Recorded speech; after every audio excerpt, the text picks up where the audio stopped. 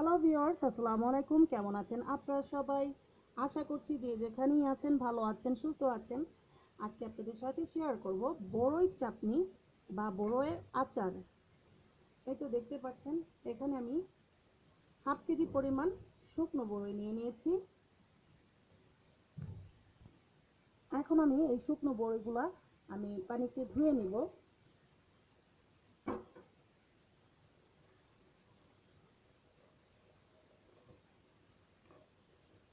শুকাবার সময় অনেক রকম ধুলাবালি থাকে বড়ির ভিতরে। এভাবে ধুয়ে নিলে ভালো হয়।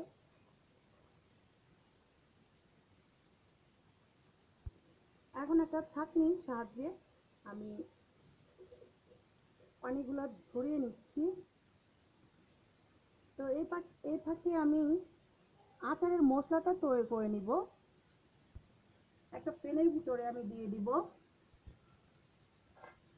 4টা শুকনো মরিচ, 1 চামচ পরিমাণ জিরে, 1 চামচ পরিমাণ গরম মশলা। এখন আমি ভালো করে তেলে নিব।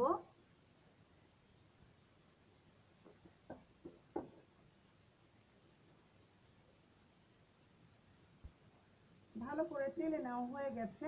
এখন এগুলাকে আমি গুঁড়ো করে নিব।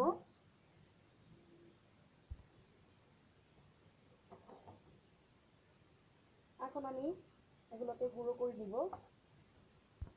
এই তো আমার গুঁড়ো করে নেওয়া হয়ে গেল। এখন আমি একটা প্যান বসাই দিলাম। এতে পরিমাণ মতো সরিষার তেল দিয়ে দিব।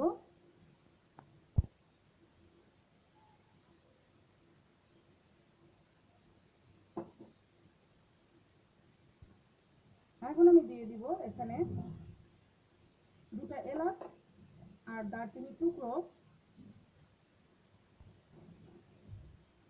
এখন আমি দিয়ে দিলাম 5 ফোড়ন।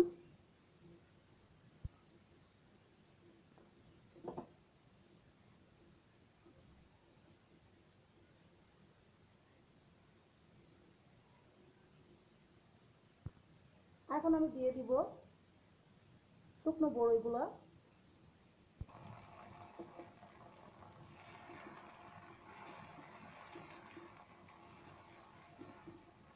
এখন কিছুক্ষণ নেড়ে চেড়ে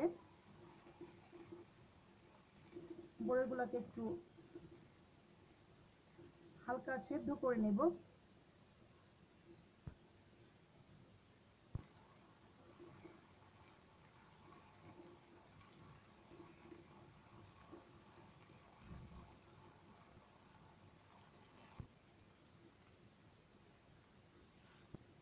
এখন আমি অ্যাড করে দিব গুড়, খেজুরের গুড়।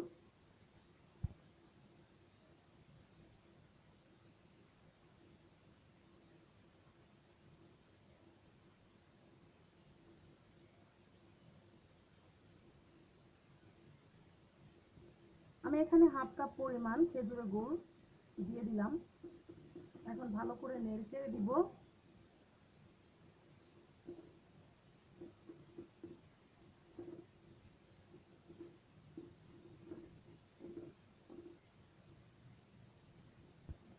এখন আমি সামান্য পরিমাণ বিট লবণ দিয়ে দিচ্ছি।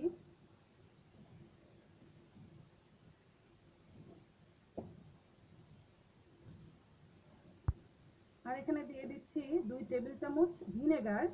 তো ভিনেগারটা দিলে আপনার আচার কখনোই নষ্ট হবে না। রেখে খেতে চাইলে এখানে ভিনেগার দেওয়া লাগবে 4 টেবিল চামচ। আমি দিয়েছি এখানে 2 টেবিল চামচ।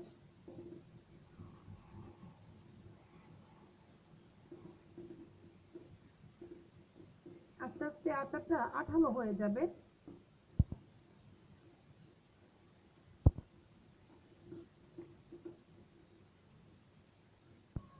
এখন আমি অ্যাড করে দিব সেই গুঁড়ো মশলাটা।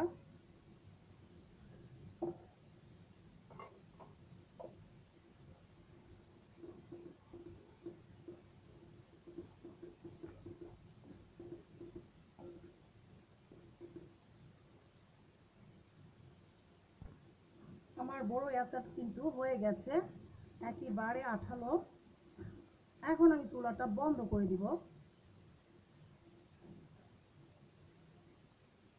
তো বন্ধুরা, আজকের চাটনি রেসিপিটা কেমন লাগলো অবশ্যই জানাবেন, আর কেমন লেগেছে অবশ্যই কমেন্টস করে জানিয়ে দিবেন। আজকের মতো এখানেই বিদায়। সবাই ভালো থাকবেন, সুস্থ থাকবেন। আবারও নতুন কিছু নিয়ে হাজির হয়ে যাব আপনাদের মাঝে। আল্লাহ হাফেজ।